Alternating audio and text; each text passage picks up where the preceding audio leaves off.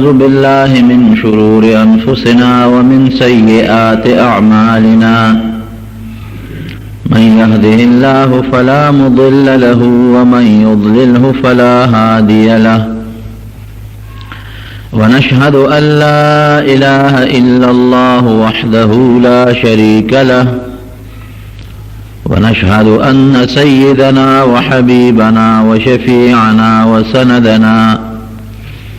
وسندنا ورحمتنا ومولانا محمدا عبده ورسوله من الشيطان الرجيم بسم الله الرحمن الرحيم محمد رسول الله والذين معه أشداء على الكفار رحماء بينهم تراهم ركعا سجدا يبتغون فضلا من الله ورضوانا سيماهم في وجوههم من أثر السجود ذلك مثلهم في التوراة ومثلهم في الإنجيل. رب العالمین قرآن حکیم کی فرمائی نبی علیہ السلام متعلق دا زما بہتر رسول و پیغمبر دے دا امت دا ہدایت دا پارا میرا لے گلے دے او کم مرگری چی دا پیغمبر علیہ السلام سردی چی منگا غیتا صحابہ کرام وایو دا غی صفت کئی اللہ دا نبی علیہ السلام دا مخا چی غی خپل منس کے یو بل سره خواگو سیگی دا یو بل خیال ساتی پا یو بل رحم کئی یو بل سره مین محبت کئی او دا کافرو پا مقابلہ کے بیادیر زیاد سخت دی ار وقت دی پر رکوع باندے او پا سجدہ پراتی منزو نہ کئی او اللہ فرمائی کہ دا دیدہ صفتنا دے صحاباو ما پا مخکنو کتابونو کے پا تورات کے پا انجیل کے ذکر کری دی دا حقیقت رونو کہ دا پیغمبر علیہ السلام پا زندگی کی دا نبی علیہ السلام خدمت او دا دین اسلام لوی خدمت دا صحابہ کرامو کردی دی منگتا چی دا دین او دا اسلام او دا قرآن او دا پیغمبر علیہ السلام دا مبارک احادیث را رسیدلی دی دا امدادغا پاک و خلق و صحابہ و پا برکت او دیر لوی محنت دیر لوی مشقت دیر زیاد تکلیفون دوی برداشت کردی دی ہر یو صحابی پا خپل زید ہدایت ستور اور انا دا دا دوالو جہان و مبارک سردار فرمائی اصحابی کن نجوم زما مرگری دا سیدی لکا ستوری دا ہدایت رناگانی دی بی ایہ مقتدیتم اہتدیتم چی چا پسیب کم صحابی پس روان شوئے جنت تبرسے گئے دا نبی علیہ السلام فرمائی یو مشہور صحابی تیر شوئے دے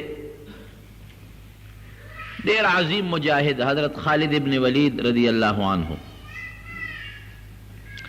عموماً زمونگ دا پختانوی مونگ دا خالد بابا اولادیو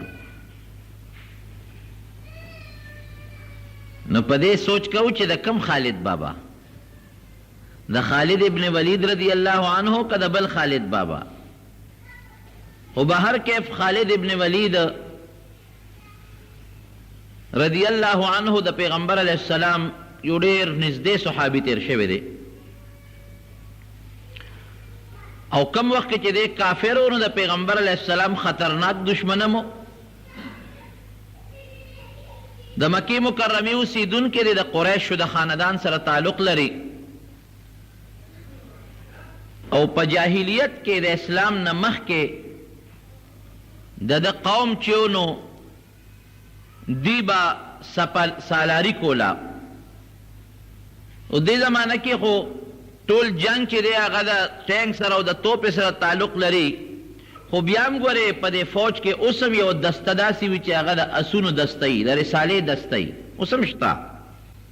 او هغه زمانه کې خو اس به په جنگ کې ډېر لوی کار کو. جنگ کې که مسلمان به او که کافر به، نو هغې سره به یو لښکر داسې و چې هغې ته به د اسونو لښکر وی. شاه سواران به و، د دې شاه سوارانو مشري به د خالد ابن ولید قوم کوله. د احد په جنگ کې چې کله مسلمانانو فتح او کامیابي وموندله، نو خالد ابن ولید کافرو په دغه وخت کې او د کافرو په فوج کې د اسونو د لښکر سپسالارو مشرو جرنیلو. نبی کریم صلی الله علیه وسلم یو غونډی باندې د احد په میدان کې مخامخ یو غونډی د وړه غوندې لاندې یو خوړ بیږي. اوس خو پکې اوبه نشته، هغه زمانه کې اوبه پکې نه وې. داسې کله چې به باران وشو یا د چینو مینو څه بعضې اوبه پکې رالې، د خوړ په غاړه یو وړه غوندې غونډی د جبل الرومات ورته وایي. په هغې نبي علیه السلام کسان کینول چې تاسو به دلته ناست یې، او عبدالله ابن جبیر رضی الله عنه ورته مشر کړ. په دې غونډی به ناست یې، ځکه نبي علیه السلام ته پته وه چې مونږ خو مخ په مخ جنګ کوو، هسې نه په دې غونډی نشلان دی چې دا خوړ دی، نو په دې کې څوک را باندې را نشي او د شان را باندې حمله ونه کړي. نو هغه صحابو ته نبی علیہ السلام فرمایلی چې تاسو به دلته ناست یې، دې ځای نه بلکل به نه خوځئ، او که مونږ کامیابي وموندله، فتح هم وموندله، او مونږه دا دشمن وتښتېده، هم به نه خوځئ، او که مونږ شکست ومونده او زمونږ غوښې مارغان تښتئ، بیا به هم نه راکوزېږئ. ځکه دا یره وه ورسره چې دی خوړ کې لاندې پټ مونږ خو جنګېږو، او دې کې خو خوړ خو ډېر جور دی، نو پکې اوبه خو پکې نشته، خو خوړ خو دې باراني اوبه کله کله پکې راځي، نو دې کې چېرته څوک پټ را نه شي او د دې غونډۍ په شا راتو شو، په مونږ حمله ونه کړي. ځکه د غونډۍ نه شاته بیا لوی میدان دی. یو وخت کې رب العالمین مسلمانانو له فتحه ورکړه. یو صحابي فرمایي وي ما د کافرانو ښځې لیدلې چې پنسې اوچتې کړې وې او د هغې هغه پازیب ښکارېدل او منډې والې، او مسلمانان لګیا دي غنیمت غونډئ. دغه غونډۍ باندې چې کوم صحابه ناستو هغې وي موږ هم کوزېږو. چې کوم یې مشر دی عبدالله ابن جبیر رضی الله عنه ورته نه به کوزېږې، د پیغمبر علیه السلام خبره م یاده نه ده چې نه به کوزېږې. هغې وی چې نه نبي علیه السلام خو بېشکه موږ ته ویلي و، خو اوس خو جنګ ختم شو. وی ګوره موږ ته نبي علیه السلام ویلي چې که تاسو فتح ومونته هم به نه خوځئ او که تاوان بیا به نه خوځئ. وی نه ټیک ته نبي علیه السلام ویلي خو هله چې کافر خو بیا خو لاړه لا هغه دي وتښتېدل، مسلمانان لګیا دي غنیمت غونډئ، موږ به هم کوز شو. سره اختلاف راغی په هغې کې، بعضې کسان را کوز شو او بعضې کسان په هغه غونډۍ باندې پاتې شو. هغې وی موږ د نبي علیه السلام خبره نه غورځو، دلته به ناست یو، خو اکثر را کوز شو. خالد ابن ولید هلته نه د اسونو په لښکر مشر و، هغه چې غونډۍ ته وکتل یو ځل دو هغه په دې اټیک کړی مو، د غونډۍ په شا په دې خوړ کې راتاوېده چې په مسلمانانو به د شا نه حمله وکړو، خو دغې صحابه به په دې غونډۍ په غشو ویشتل، نو دوی به واپس وتښتېدل. خو چې ویې کتل چې غونډۍ خالي ده، ملګرو ته ویې راځئ، بس په هغه خوړ کې رالل پټ په پټه. مسلمانان خو بېغمه دي، هغې خو لګیا دي غنیمت غونډئ، هغې ته خو پته ده چې شاته زمونږ په غونډۍ کسان ناست دي، زمونږ دفاع کېږي، شانه نه په مونږ څوک نه راځي. او دې شاته خوړ کې سره د لښکره راغې، لا ولې هغه صحابو سره جنګ وکړو چې هغه کم په غونډۍ باندې و هغې شهیدان کړل، خو لږ پاتې شوي وو، او بیا د هغه غونډۍ په شا په خوړ کې راوختو، په مسلمانانو د شان یې حمله وکړله. ټول مسلمانان یو خوا بل خوا دې حد ته خبره ورسېدله چې د نبي علیه السلام مبارک غاښونه هم پکې شهیدان شو، او یا کسان صحابه کرام شهیدان شو. جلیل القدر غټ غټ صحابه کرام لکه حضرت حمزه رضی الله عنه غوندې، عبدالله ابن جحش رضی الله عنه غوندې، مصعب ابن عمیر رضی الله عنه، دا جلیل القدر لوی لوی صحابه کرام شهیدان شو. نو دا خالد ابن ولید د حملې د وجې نه چې دی د هغه کافرو د اسونو د لښکر څخه سالار، دا د قومي نښه وه بس، او بهادر انتهایی بهادري وه پکې.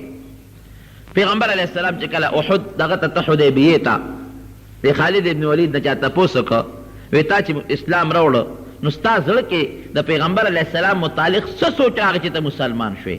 وی ما اله ایمان راوړه. وی چا به په زور ایمان راوړي، چا به د بل شي د وجې نه راوړي، لیکن ما اله اسلام قبول کړ چې د ما په زړه کې سوچه دا خبره پرېوته چې نبي علیه السلام د الله رښتونی پیغمبر دی او د هغې وی ما سره دلایل دي.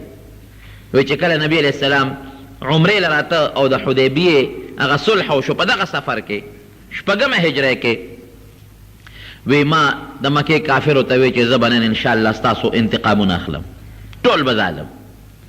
وی زه لاړم او یو لار کې کېناستم د یو ځای کې. وی ما ته پته وه چې مسلمانان چې د مانځه وخت راشي دوی مونځ کوي او چې دوی په مانځه ودرېږي د دې ټوله توجه بیا مونځ طرف ته.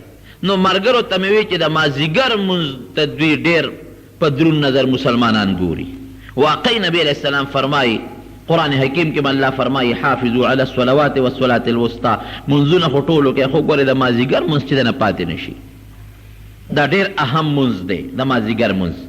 دا د انسان د کار وخت دی، څوک د کار نه ستړي وي، څوک په کار کې مشغول وي، نو چې دې وخت کې ته خپل کار روزګار پرېږدې او الله ته ودرېږي نو الله پرې ډېر خوشحالېږي. د مازدیګر مونځ دا ډېر زیات اهمیت لري. یو حدیث کې دا هم راځي چې زمونږ او د کافرو، زمونږ او د منافقینو په منځ کې فرق د سار مونځ دی. بل روایت کې دا راځي چې زمونږ او د منافقینو په منځ کې فرق د مازدیګر مونځ دی. نو د مازدیګر مونځ دا ډېر اهم دی. اکثر زمونږ د زمیندار ورونو نه پاتې شي، د کار وخت وي، زه یې روي ماښام مونځ چې وکړم د هغې نه پس بیا قضا وکړم، دا ګوره ډېره لویه ګناه ده، ډېره لویه ګناه ده. نو عموما د مازدیګر مونځ په خپل ټیم کول چې وختي سړی د مازدیګر مونځ کوي په خپل ټیم باندې، دا ډېر لوی فضیلت لري. بهر کیف دته پته وه چې مسلمانان خو د مازدیګر مونځ به کوي، توجه خو له دې مونځ ته، نو چې په مانځه ودرېږي او دوی په رکوع په سجده شي، موږ ناګهاني حمله وکړو، ټول مسلمانان به ختم کړو. دا څومره لوی لښکر دی او مشر بیا خالد ابن ولید دی. وی چې موږ یو ځای کې اندازه اخېستله، وی چې مې وکتل نو پیغمبر علیه السلام د مونځ طریقه بدله کړه. عصفان مقام دی، دا د مونځ طریقې بدله کړه. صلات خوف ورته وي قرآن کې الله مونږ ته ښوولی دی. اوس خو ضرورت نه پېښېږي نو څوک یې نه کوي، خو ضرورت و. د هغې به یې داسې طریقه کوله چې په سفر کې عموما خلک 2 رکعته کوي د سفر مونځ، نو نیم قوم به کافر ته مخامخ ودرو، تاسو کافرو ته ودرېږئ، څوک حمله ونه کړي. نیم قوم به نبي علیه السلام ځان پسې مانځه ته ودرو. قرآن کې الله هم داسې وایي. نو چې د نیم قوم ته پیغمبر علیه السلام یو رکعت مونځ وکړ، نو دوی به لاړه د کافرو ته مخامخ به ودرېدل. هغه نیم چې کافرو ته به ولاړو ابه راغی، نو پیغمبر علیه السلام به هغوی ته 2 رکعت وکړ. د نبي علیه السلام به 2 رکعته پوره شو، سلام به یې وګرځاو. دې قوم به خپل 1 رکعت پوره کړ او بیا هغه قوم چې هغه لومبې رکعت به نبي علیه السلام سره کړی و، هغوی به رالل، هغوی به خپل 1 رکعت پوره کړ. نیمو به څوکۍ کوله د دشمن او نیمو به پیغمبر علیه السلام پسې مونځ کو. دا د صلات خوف طریقه الله قرآن کې نازله کړه. نبی علیہ السلام الله پوه کړ چې کافر دی ګورې په انتظار دی او که په سجده پرېوتې در باندې حمله کوي. په دې طریقه صحابو ته ووایه چې مونځ وکړئ. ګوره مونځ دونه اهمیت لري. دی نه وي چې ورېږه مونځ قضا کې بیا به یې کوو، نه نه نه، مونځ کول خو پکار دی. او هر یو صحابي وي چې زه ځان لمونځ نه کوم نبي علیه السلام پسې کوم. ګنې داسې کېدی شوه چې نیمو ته نبي علیه السلام جمع کړی وې او نیمو ځان لمونځ کړی وې. نه، ځان لمونځ ثواب کم دی، د جمع د مونځ ثواب زیات دی. داسې ونه کړه چې تاسو به ځان لمونځ وکئ، موږ به جمع وکړو، تاسو زموږ څوکۍ کوئ. نه، نیم مونځ به ما پسې تاسو وکئ، بیا به څوکۍ وکئ، بیا به هغه نور راشي نیم به ما پسې وکړي، نو هغې به هم خپل پوره کړي. هغه یو چې تللی دی او تاسو هم 1 رکعت چې در نه فوت شوی دی پوره کړئ. د دواړو به د جمع مونځ نبي علیه السلام پسې وشي. دا د مونځ اهمیت دی. ګورئ وی چې مې وکتل داسې چې حمله کوو، اوس نیم خلک صحابه مونږ ته ولاړ دي، چې بیا مو کتل هغه نیم لاړل نبي علیه السلام پسې مونځ وکړو، چې هغه لومبو کم 1 رکعت کړو، ارال الله ته ودرېدل. وی ما وی چې دا د خدای رښتونی پیغمبر معلومیږي چې زمونږ په ړه کې د حملې اراده وه، نو الله ورته د مونځ چل وښو چې داسې طریقه باندې مونځ وکړه، هم به څوکۍ وشي، هم به مونځ شي. وی ملګرو ته مې وی چې راځئ خوند یې ونه کړ. وی بل ځای یو لاره را روانه وه او په هغې لار کې د یو غونډۍ لاندې مونږ ورته کېناستو او په دې نیت و چې په صحابه ووړي او نبي علیه السلام په دې غونډۍ، بس مونږ به ناګهاني د آسونو لوی لښکر دی را سره به حمله به پرې وکړو او چې هغې ځان جوړوي بس مونږ به بېغمه کړي. وی ناس یو رانلل هلکه څه چلو شو؟ وی چې پته مو لګېدله نو پیغمبر علیه السلام هغه لار پرېښې وه بله لار باندې روان شوی و. وی ما وی چې ګوره سمه لار یې پرېښوده په بله لار. معلومیږي دا چې دا رښتونی پیغمبر زموږ د ارادې نه الله خبر کړی دی.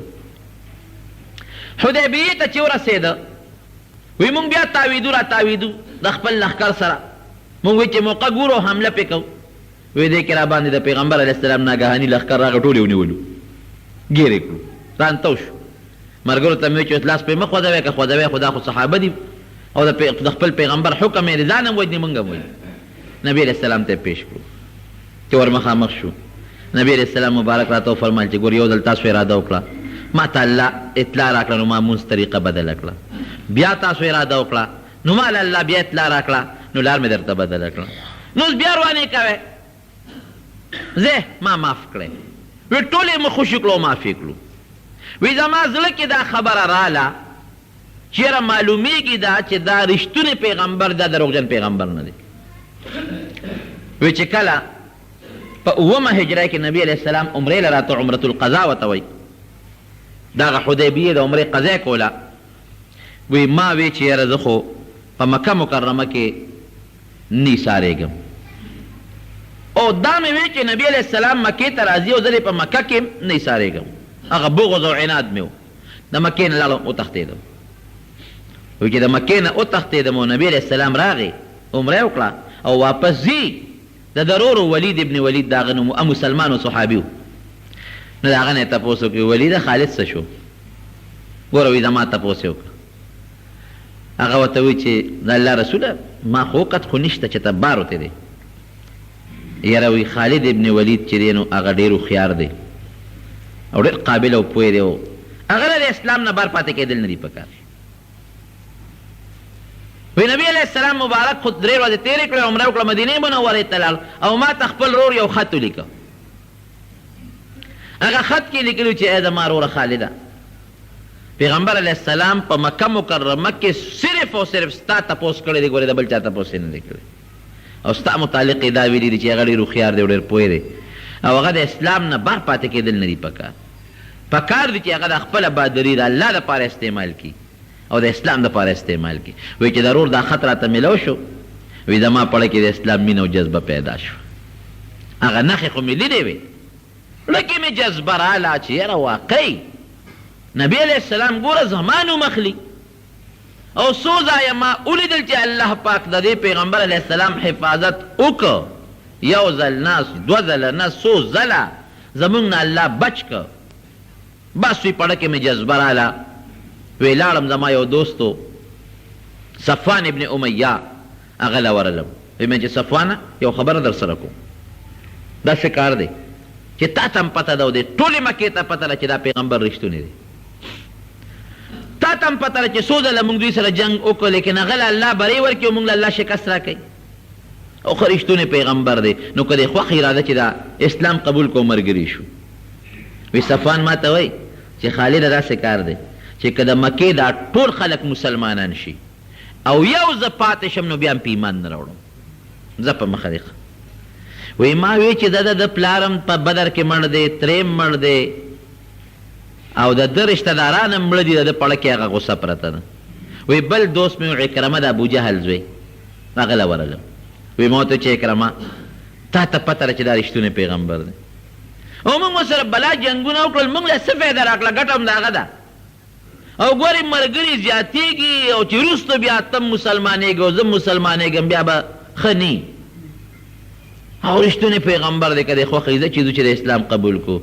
وی هغه ما ته وی چې چپ قطعا په ټوله دنیا که مسلمانان شي نو شي دي خو که ته مسلمانېږې شه خو زه به دا کلمه د اسلام په خولې قطعا تر مرګه پورې ونه ویم. وی ما وی چې د پلارم په بدر کې مړ دی د پړه کې هغه غوسه پرته اگر چې وروسته دا همدغه عکرمه الله مسلمان هم که. وی بل یو دوست مې عثمان ابن طلحه هغه له ورغلم. وی هغه ته مې چې عثمانه دا هغه مشهور عثمان رضی الله عنه دا بل عثمان دی داسې کار ده چې تا ته هم پته ولګېده او ما ته هم پته ولګېده چې دا رښتونی پیغمبر دی. الله هر ځای کې د امداد کوي او ما خو پې ډېره حملې وکړه والله خبر کړي څه دې خیال دی؟ وایي عثمان ما ته وایي چې بالکل یاره ما ته هم د الله رښتونی پیغمبر ښکاري.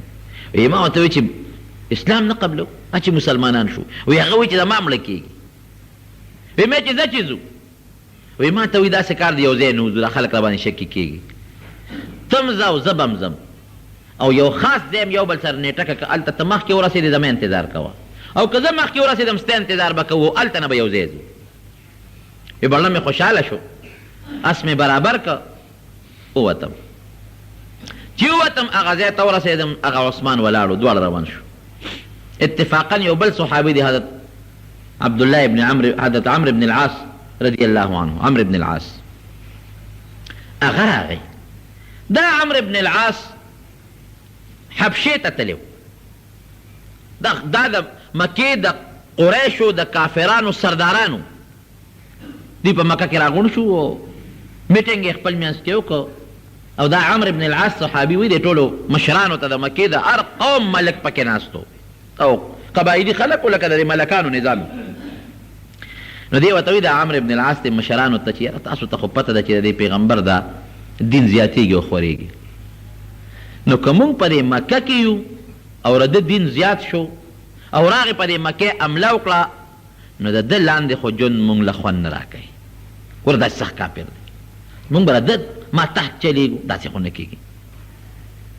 ځای چې ځو چې ته حبشې ته هجرت وکړو نو که دې راغی او په مکې حمله وکړه او مکې فتح کړه نو مونږ خو به دلته نه یو که نه حبشه کې به یو او که زمونږ ملګري غالب شو دا مسلمانان ختم شو بیا به راځو. وی ټول چې څومره ملکانو او رؤساو مشرانو ټولو وی ډېره ښه خبر ده لاړو وي حبشې ته. نجاشي او بادشاه د هغه خواله لاړو. وی ځان سره په تحفه کې څرمنې یوړئ. په مکه مکرمه کې خلک را قربانۍ کوي نو څرمنې زیاتې حج له خلک راځي. قیمتي د ګډانو د اوښانو څرمنې وچې شوې دا هم ځان سره په تحفه په ډالۍ کې یوړې نجاشي بادشاه له. وی چې هلته ورسېدو نو وی هلته د پیغمبر علیه السلام یو نماینده یو مسلمان راغلی عمرو ابن امیه زمری رضی الله عنه استازی و د نبی علیه السلام. وی ما دې ملګرو ته وی چې یو چل نه کوو چې بادشاه ته ووایو او دا صحابي ته وغواړو دې مړ کړو مړه خو به هم لږ یخ شي قریش به هم خوشحاله شي. وی چې ډېره ښه ده. وی چې لاړو نجاشي بادشاه له نو هغه ته به خلکو سجده کوله نو ما ورته سجده وکړه. نو چې پاسېدم ما ورته چې زه خو د قریشو د مکې نه راغلی یم او وی چې څه دې راوړي دي په تحفه کې مې چې صاحب ډېره قیمتي څرمنې مې راوړي دي. وی ډېره ښه ده څرمنې مې ورته پېښ کړې. وی ما ورته وی چې صاحب یو سوال درنه کوم. وی وایه څه وی؟ وی مې چې د یو سړی استاره د مجلس نه ووته او زمونږ د دشمن استازی دی نو که دا سړی دې راکه او مونږ مړ که نو زمونږ به پرې دا خوا یخه شي. وی چې دا خبره مې وکړه نو هغه نجاشي بادشاه لاس اوچت کړ او دې پوزې راس خلاص کړ. ډېر غصه شو مخ یې تک سور شو. وی ما وی چې دا بادشاه خو ډېر سخت غصه شو. وی فورا مې ورته سجده وکړه.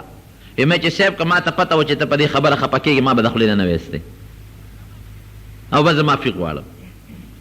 وی ما ته وی نجاشي بادشاه چې ای د مکې خلکو ډېر قمقل یې هوښیار نه یې زما دې په رب قسم چې دا ستاسو دا ملګری چې دی محمد صلی الله علیه وسلم دا رښتونی پیغمبر دی. دله هغه فرشته راځي چې کومه به زمونږ موسی علیه السلام له راتله او بدبختو لړ شه ایمان پرې راوړی کامیابي په دې کې چې تاسو په هغه ایمان راوړی. وی ما وی چې ښه وی او وی مې چې لاس را دې خوا که زه خو ستا په لاس هغه سره بیعت کوم. وی لاس مې ور مخکې که او هغه نجاشي بادشاه له مې لاس ورکړه چې ما د نبي علیه السلام سره بیعت دی. وی ملګري مې په ځای پرېښودل راغلم مکې مکرمې یا خو تللی و چې هسې نه نبي علیه السلام مکه فتح کړي نو زه به د هغه لاندې ژوند تېروم او یا الله یې اسلام په اړه کې واچوم. نو چې دې په لاره ته نو دا خالد ابن ولید او هغه عثمان دواړه ورسره میلو شو. هلکه عمره څه کې؟ وی رښتیا راته ویم. وی څه خو به راته وایې نه؟ وی نه امن دی. وی او یاره ویړه کې مې اسلام پروت دی زه خو نبي علیه السلام نه زه مسلمانېږم. وی مونږ خو هم په دې اراده یو. درې واړه لاړل مدینې منورې مدینې شریفې ته ورسېدل. نبي کریم صلی الله علیه وسلم چا خبر کړی چې د الله رسول درې واړه دا درې واړه د مکې مکرمې سردارانو را روان دي او د اسلام په نیت را روان دي. د دواړو جهانو سردار مبارک ډېر زیات خوشحاله او د ده ورور ولید هغې وله مخې له ولېږه چې شا بیا ورشه. خالد ابن ولید وایي چې ما د مدینې منورې نه بار ولمبل جامې مې خشته ښکلې بدلې کړې او چې را روان شو نورور مې راله مخې له راغی او راته وایي چې مبارک دې شه هله شا به نبي علیه السلام هم ستاسو په انتظار جومات کې ناست دی او ډېر زیات خوشحاله دی وایي چې ما را منډه کړې وی نبی علیہ السلام مبارک را لراپاسید قسم په الله وی هغه ورځ مې یېره نه ده په زندګۍ کې او په ژوند کې هغه ورځ زما یېره نه ده چې د دواړو جهانو سردار مبارک ودرېد په هغه خپل ځای باندې او د هغه مخ چې کوم رڼا وکړه او کومه سرخي پکې پیدا شوه او د خوشحالۍ نه په سترګو مبارکو کې اوښکې وبهېدلې مونږ یې درې واړه ځان ته رانږدې کړو لاول عمرو بن العاص اسلام قبول کو بیا ما قبول کو بیا عثمان قبول کو او مونږ له د اسلام زیری راکړه او ما ورته وویې چې د الله رسوله ما خو ډېر جنګونه کړي دي او ډېر مسلمانان صحابه مې وجلي دي د دنیا مې د لاسه مړه دي ما له د الله په دربار کې بخښنه غواړه وی نبي علیه السلام مبارک لاس اوچت کړه چې یا الله دې خالد چې څومره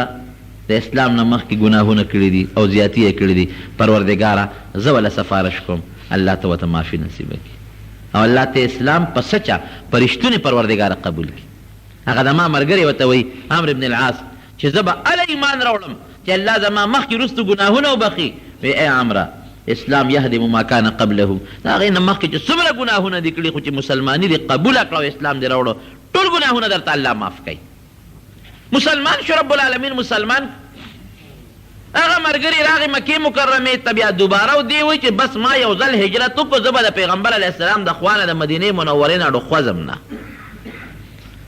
عظیم الشان مجاهد ته جوړ شو جناب داسې مجاهد چې تقریبا 1.5 غزاګانو کې شرکت کړی دی او داسې شرکت نه په هر جهاد کې په هر جنگ کې د مسلمانانو جرنیل به لومبی جنگ غزوه موته کې کړی دی نبی علیہ السلام دې په جنگ کې ولېږه او مقابله د روم د بادشاه د یو والی سره وه د غسان د بادشاه سره او ډېر په زرګونو فوج و د هغه او مسلمانان 3 زره لاړل نبی علیہ السلام وفرمایل وی لومبی جنډه به زید ابن حارثه سره که دې شهید شو نو بیا به جنډه جعفر سره د علي صاحب ورور او که هغه شهید شو نو بیا به جنډه د عبدالله ابن رواحه سره او که دیم شهید شو نو چې کم صحابي جنډه اوچته کړه بس هغه سره دي یو صحابي فرمایو چې دا خبره وکړه چې دا 3 واړه خو شهیدان کېږي ځکه چې نبي هم وفرمایل چې هغه شهید شو د سره به که دې شهید شو د سره به که دې شهید شو بس وی پوه شوم چې دا 3 واړه خو شهیدان کېږي اوس خولې مبارکې نه چې وختل شهیدان کېږي جناب جنگ وی ډېر سخت ګرم شو چې ګرم شو نو زید ابن حارثه رضی الله عنه سره جنډه وه هغه ولګېد په توره باندې شهید شو نو فورا حضرت جعفر ورمنډه کړی هغه جنډه په لاس کې ونیوله د مسلمانانو امیر چې به هغه به جنگ کې مخکې جنګېده وی یو کافر پرې راټوپ کړو د ښې لاس یې ولوه دی دې پرې کړه نو ده په دې ګس لاس جنډه ونیوله نو هغه پرې په شرق ګزار وکړه دا ګس یې ته ووو نو په دې غیږ کې په دې خانګو کې جنډه راټینګه کړه سپینه جنډه وه د مسلمانانو چې دا ونه غورځېږي نو چې هغه پرې غزار وکړه دی شهید کېده نو عبدالله ابن رواحه ورمنډه کړې جنډه هغه اوچته کړه ځمکې ته یې پرې نه ښوده نو بل کافر په هغه راغوټه شو هغه شهید شو چې هغه شهید شو نو خالد ابن ولید ورمنډه کړه د جنډه اوچته کړه نبی کریم صلی الله علیه وسلم په مدینه منوره کې په خپل محراب کې ناست دی او صحابه ورسره ناست دي او دا خو د میاشتو په مزل لرې سفر ته تللي دي همدغه ټیم کې د دواړو جهانو سردار مبارک په سترګو نه اوښکې روانې شوې صحابه خو پوه شو چې څه چل دی د الله رسوله څه چل دی وی ما ته الله د غزوې موتې واقع را مخکې کړه داسې راته وښوله صاحب څنګه دي صحابه کرام نبي اسلام وفرمایل وی زید ابن حارثه شهید شو ما ته الله وښو نو جنډه جعفر ونیوله جعفر هم شهید شو نو جنډه عبدالله ابن رواحه ونیوله عبدالله ابن رواحه هم شهید شو نو جنډه د الله د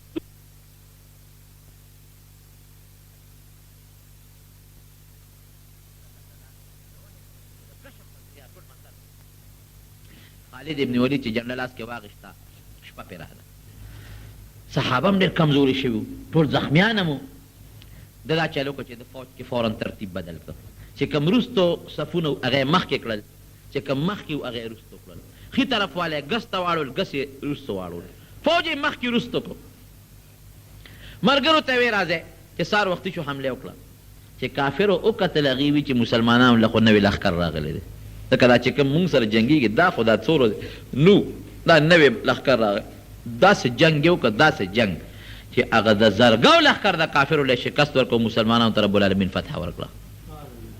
او په یو ورځ باندې خالد ابن ولید وایي چې زما په لاس کې 9 تورې ماتې شوې. داسې جنګ یې کړی، 9 تورې مې په لاس کې، یو ماته شوه، بله مې وغوښته، ماته شوه، بله مې وغوښته، 9 تورې مې په لاس کې ماته شوې. او دونه د نبی کریم صلی الله علیه وسلم سره محبت او مینه وه چې د حضور پاک مبارک ویښته ورسره و، د سر مبارک ویښته. نو چې جنګ له بته نو هغه ویښته بیا په خپل پټکي کې ټوپی کې ومنډل، نو جنګ له بته وی افسوس او افسوس چې دا ویښته مبارک زما په سر پراتی، سوال نه پیدا کړي چې ما له څوک شکست راکړي. بهادر انسان هر یو جنگ کې. حنین کې چې کله نبی علیہ السلام مکه مکرمه فتح کړله او بیا لاړ حنین ته، نو دې مقدمة الجيش ورته وایي، د مسلمانانو د لښکر چې کومه مخکنۍ حصه ده د هغې کمانډر ان چیف او جرنیل و. نو هغې کې پې د غشو غزارونه وشو، داسې سخت په غشو باندې ولګېده چې ټول وجود یې زخمی زخمی شو. نبی کریم صلی الله علیه وسلم ورته تپوس ته راغی، دی پروت و په هغه بستر باندې او وجود یې زخمی و، غشو باندې لګېدلی و، وینې ترې روانې وې. حضور پاک مبارک ورته وی خالده ولې؟ وی صاحب زخمی شو. وی دې خوا که زخمونه دی. نبی علیہ السلام مبارک ورته لاس په زخمونو راخ که، په هغه ساعت یې الله زخمونه جوړ کړل، پټې درد وي زما زخم اوس نه کوي، خدای جوړ کړو. طائف جنگ کې شامل شو، هغې کې رب العالمین ورته فتح ورکړه. څومره چې د دې نه پس د نبی علیہ السلام مبارک په زندګۍ کې جهادونه شوي دي، هغې کې شامل و. او بیا د حضرت ابوبکر صدیق رضی الله عنه زمانه کې، د حضرت عمر فاروق رضی الله عنه زمانه کې چې کوم جنگ به و بس جرنیل به دی. حضرت ابوبکر صدیق رضی الله عنه زمانه کې د شام گورنر شو، بیا د شام گورنر و.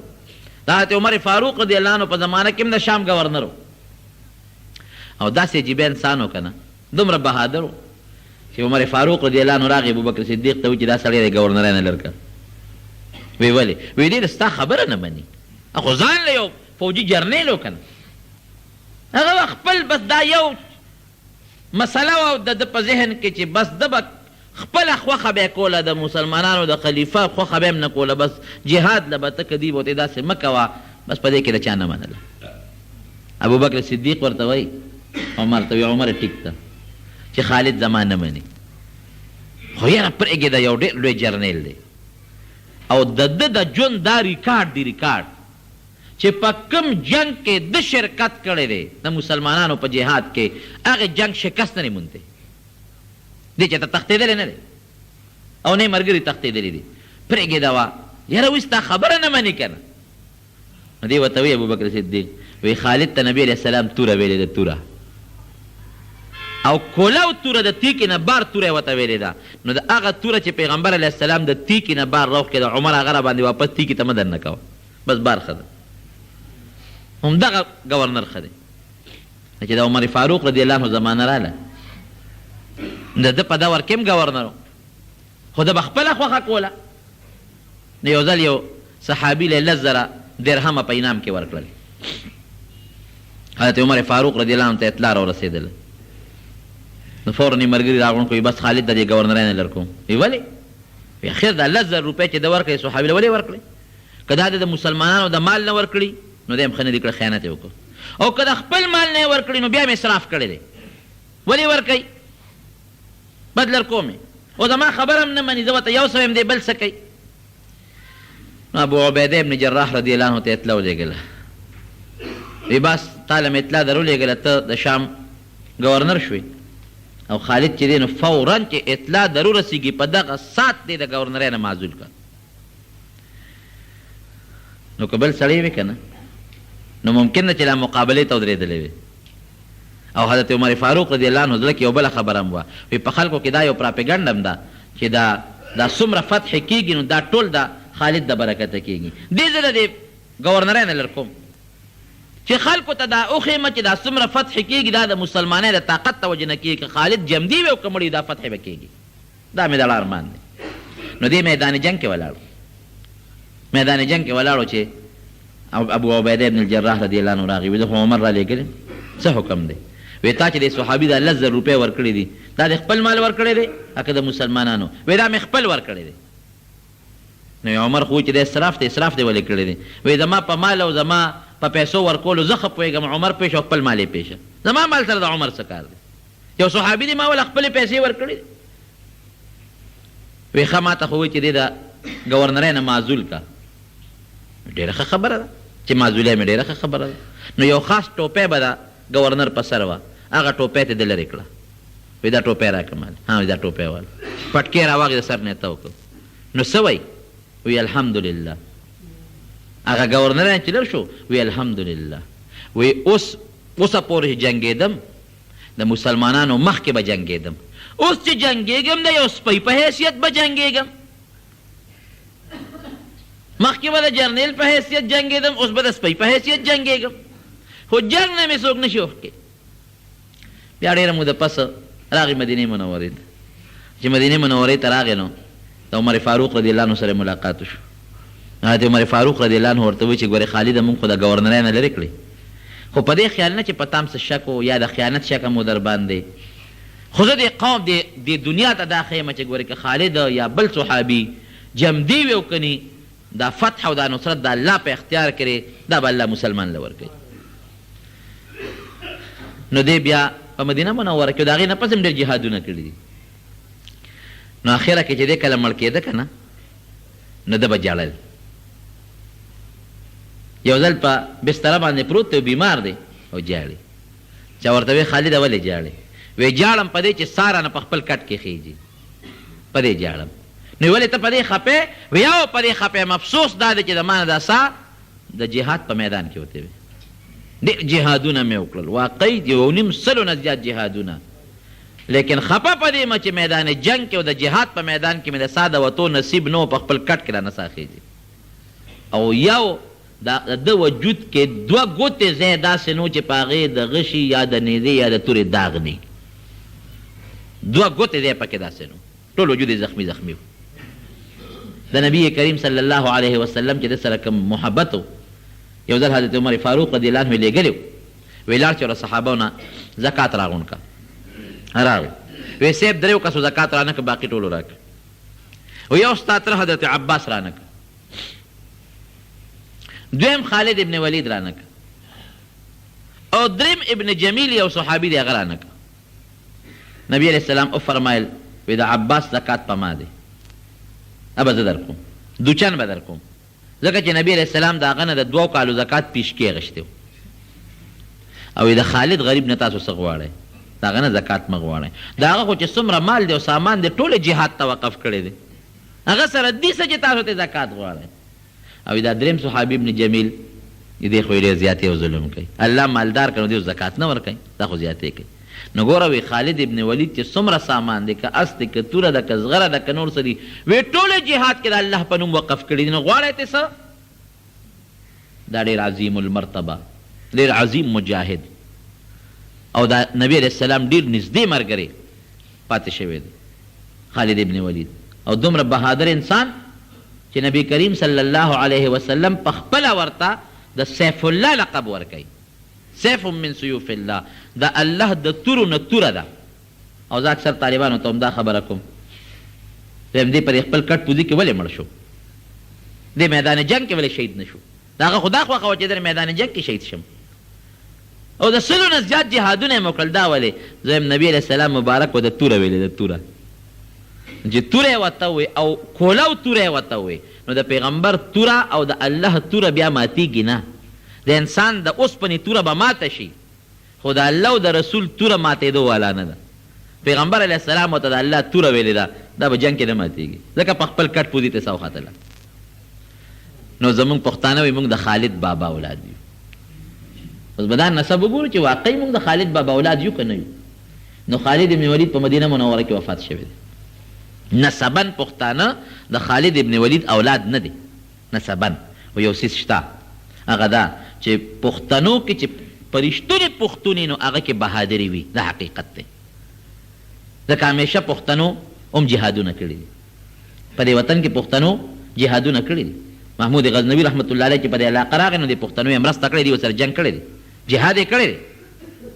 د سیکانو په مقابله کې دې پښتنو جهادونه کړي دي. په تحریک آزادۍ کې چې کوم وخت انګریز د دې وطن شړنه شړلې شوی دی نو پښتنو پوره جهادونه کړي. زموږ علماو ستاسو پښتنو مشرانو ټولو په شریکه ښه مضبوط جهاد کړی دی.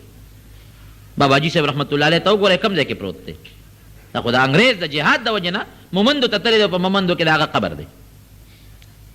او باباجي صاحب رحمت الله علیه سره چې کوم خلک وو هغه هم ټول پښتانه مجاهدین.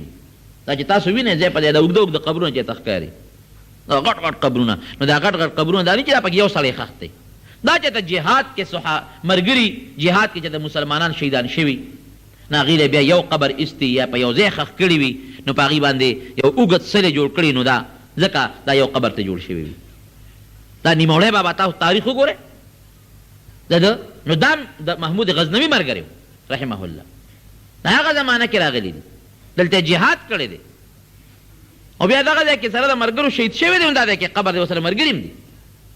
نو پښتنو په هر میدان کې د حقیقت دی د باطل مقابله کړې ده. انګریز که خدای پاک ایستی دی دا بېله خبره چې نوم پکې د بل او د بل کېږي. زه اکثر دا خبره کوم وی پلانکي د پاکستان د ازادۍ تجویز پیش کړه او پلانکي پکې خوب ولید او ملک آزاد شو. مې دا جوړ په خوبونه ازادېده، په خوب ملک ازادېږي یا په سوچ وی دی فلانکي سوچ پیش کړه. زه خو به زرګونه سوچونه پیش کړم نو زما په سوچ خو ملک نه ازادېږي. تا تپوس وکړئ زموږ مشران وګورئ، شیخ الهند صاحب رحمت الله علیه، مولانا حسین احمد مدني رحمت الله علیه، عبید الله سندي رحمت الله علیه، دا تاریخ ته د علما وګورئ، قسم په الله چې حیران بشئ. یو مورخ لیکي، یو انګریز مورخ، وی دغه زمانه کې زه روان یم، وی په هندوستان کې دلی نه روان یم، وی یو اونې پورې د یو عالم وجود تړلی شوی دی او شهید پروت دی. دا علما به صاحبه د خنزیر او د سور په سرمن کې بند کړل او ټکونه به تیر کړل او بټو ته به د اور بټو ته د چونې بټو ته به یې غورځول. د علماو او د پښتنو تاریخ ته د قربانونه ډک پروت دی. نو که څوک وایي چې پښتانه د خالد بابا اولاد دی نو زه دا به نسبي نه، دا به روحاني اولادي. لکه څنګه چې هغه کې بهادري وه دارنګې پښتون خو چې سوچه مسلمان پښتون وي هغه هم بیا بهادري. په بهادرۍ کې، تحریک آزادۍ کې، د علماو شاته او درېدو کې، هر مقام کې په میدان کې وتو کې الحمدلله د پښتنو یو تاریخ شته دی. خدا نه چې نسبي د خالد بابا اولاد یو، نه نه نه، نسبي ما ته پته نه لګي، که بل چا ته پته لګي چا ته تاریخ معلوم وي به، خو روحاني موږ دا دعوه کوو. موږ مسلمانان الحمدلله دا دعوه کوو. ګوره څومره زموږ خلک چې عبادت کوي بدني، دا ګورې بل قوم نه کوي.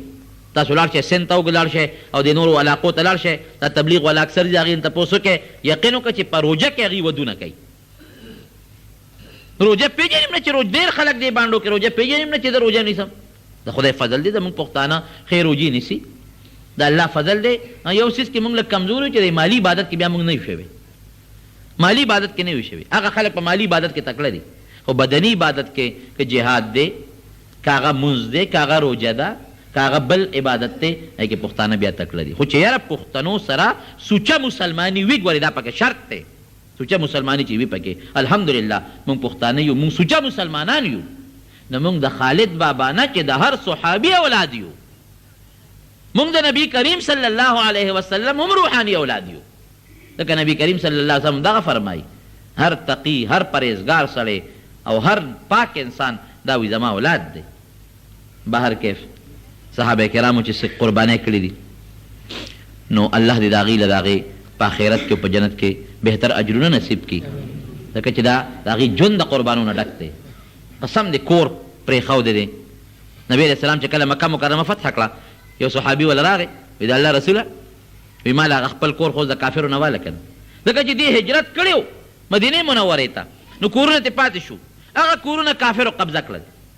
وی اوس خو موږ مکه مکرمه فتح شوه نو ته مهرباني وکړه زما هغه کور دی هراله راکړه. نبي اسلام مبارک ورته اشاره وکړه دې خوا راشه، غوږ کې ورته پټه خبره وکړه. صحابي روان شو، بس ټیک شو جي. صحابي چا تپوس وکړه، وی حضور پاک مبارک درته څه وی؟ وی ما ته وی چې د کم کور دی د الله په نوم پرېښی دی او هجرت ته ترې کړی تپوس یې مه کوه. مې چې بلکل یې نه کوم. هغه کورونه بیا هغوی واپس راغلل مکې مکرمې ته فتح یې کړه. نبي علیه السلام مبارک وی چې کم کورونه هم د الله په نوم پرېښي دي بس پاتې مې غواړه، وی نه غواړو، اسم نشته، کورونه پاتې، ځمکې پاتې، پیسې پاتې، بچي قربان. ځکه خو الله صفت کوي په قرآن کې والذین معه اشداء علی الکفار، د کافرو مقابله کې سخت، رحماء بینهم، یو بل سره شیر و شکر، رحماء بینهم. افسوس دی نن زموږ مسلمان کافر پرېښی دی خپل منځ کې سره یو بل باندې سختی کوي، یو بل سره ظلم کوي. اخرت خو ير د ځمکه خو ير چې ځمکې له به مځو. تراهم رکعا سجدا یبتغون فضلا من الله ورضوانا. پیغمبر ته ورته ګورئ هر وخت په رکوع په سجده پرتي او د الله فضل د الله نه غواړي. او دا مثال تورات کې هم د دې ذکر دی، دا په انجیل کې هم ذکر دی. نو صحابه بهتر مخلوق دی د الله، د نبی علیہ السلام صحابه، ځکه د حضور پاک ډېر لوی خدمت یې کړی. د نبی علیہ السلام نه په دې سینو غشي تنبولي دي، د نبی علیہ السلام مبارک نه په تورو باندې په خپلو سینو د تورې غزارونه تنبولي دي. او دا زموږ دین خو چې موږ ته رسېدلی دی خو د هغې برکت دی. الله دې موږ هم د هغې په نقش قدم روان کړي او پروردګار دې زموږ هم د دواړو جهانو خیر نصیب وګرځولي. که یو سړی حج ته لاړ شي او په ده دلته قرباني واجب وي، دی به دلته قرباني کوي او که نه به کوي. د دې داسې مسله ده، دا لږه اوږده خبره ده. یو سړی چې حج له ځي نو دی چې دې ځای نه لاړ شي نو څوک مدینې منورې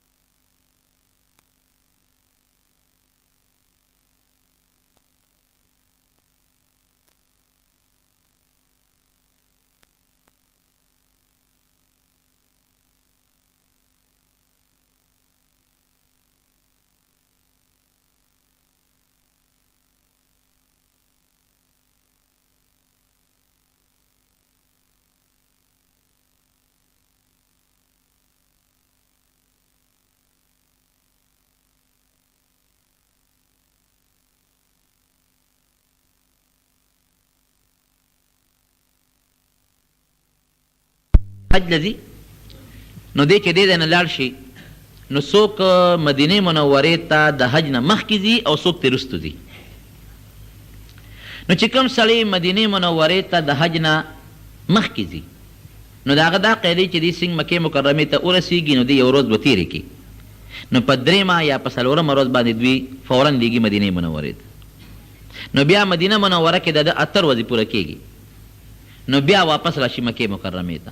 نو دی چې د دې ځای نه لاړ مکې مکرمې ته او د مکې مکرمې نه بیا لاړ مدینې منورې ته او د مدینې منورې نه واپس راشي مکې مکرمې ته، نو چې د مکې مکرمې ته د مدینې شریفې نه واپس راشي نو که د ده او د حج د ورځو په منځ کې 15 ورځې جوړېدې شوې، د 8مې ورځې د ذوالحجې د 8مې ورځې لکه د عرفې نه یو ورځ مخکې چې کومه ورځ ده هغې ورځې پورې د ده په مکه مکرمه کې 15 ورځې جوړېدې شوې، نو بیا به دې دلته دې قرباني وکړي، دا چې کومه قرباني ورته وایي، او هلته به دم شکر کوي، هغې ته دم شکر وایي. او که د 15 ورځو نه کمې ورځې پاتې کېدې یا 14 راتلې یا 14 راتلې بیا دې مسافر دی، بیا هلته کې هغه دم شکر پې شته او دا قرباني پې نشته کومه چې زموږ عامه قرباني ده. یو سړي نه د ماسخوتن وتر واجب قضا شي دی به قضا او بالکل د وترو قضا واجبه ده ودي کی، او بهتر دا چې د سار د مانځه نه مخکې دی وکړي کني وروسته دی بیا د هغې قضا وکړي.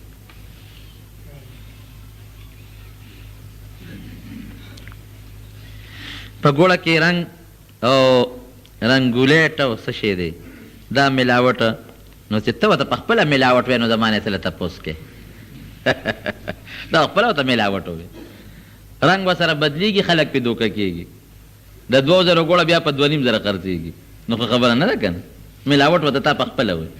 که چېرته بعضې خلک دا سوډه موډه ورته چې دې دپاره ما د زمیندارو نه تپوس کړی دی چې دې سره وي خیرې روچتېږي، د خیرې کار کوي، یا مثلا داسې یو شی پکې واچي چې هغې سره خیرې روچتېږي، خیرې ترې غونډوي او په ګوړه کې څه رنګ کې فرق وغیره نه راولي بلکې ګوړه پې ښه کېږي نو خیر دی هغه او رنګ کاټ خو داسې یو شی دی چې هغې سره ګوړه هم خرابېږي وروسته بیا کینی ګوړه خرابېږي او ظاهر کې ورسره رنګ ښه شي په زیاتو پیسو خرڅه شي نو دا ښه خبره نه ده دعا وکړئ چې الله زمونږ د دواړو جهانو خیر نصیب کړي پروردګار هم د دواړو جهانو د شر نه وساتي الله هم د فتنو نه وساتي رب العالمین د ټولو مسلمانانو چې په ټول دنیا کې څومره مسلمانان دي الله د اتفاق او اتحاد نصیب کړي الله مجاهدین په هر ځمکه کې ته کامیاب کړي الله چې څومره مخالفین د دین او د شریعت دي ته ورته هدایت د اسلام نصیب کړي کاذلی بدبخت هدایت په قسمت کې نه په خپل قهر تباہ برباد کړي یا الله چې څومره مریضان دي کورونو کې هسپتالونو کې ته ولې شفا ورکړي الله چې څومره قرضداران دي قرضونه خلاص کړي الله زموږ د حلال رزق نصیب کړي زموږ په دې کلي کې د غني کاکا ټبر وفات شو دعا وته وکړي چې الله مغفرت نصیب کړي نور څومره مردگان وفات الله ټول مغفرت نصیب کړي الله دې موږ ته زموږ کشرانو ته زموږ بچو ته د اسلام د هدایت زندگی نصیب وګرځولي کړي او الله دې زموږ نه راضي شي وصلی الله تعالی علی خیر خلقه محمد. ګرانو محترمو اوریدونکو د شیخ الحدیث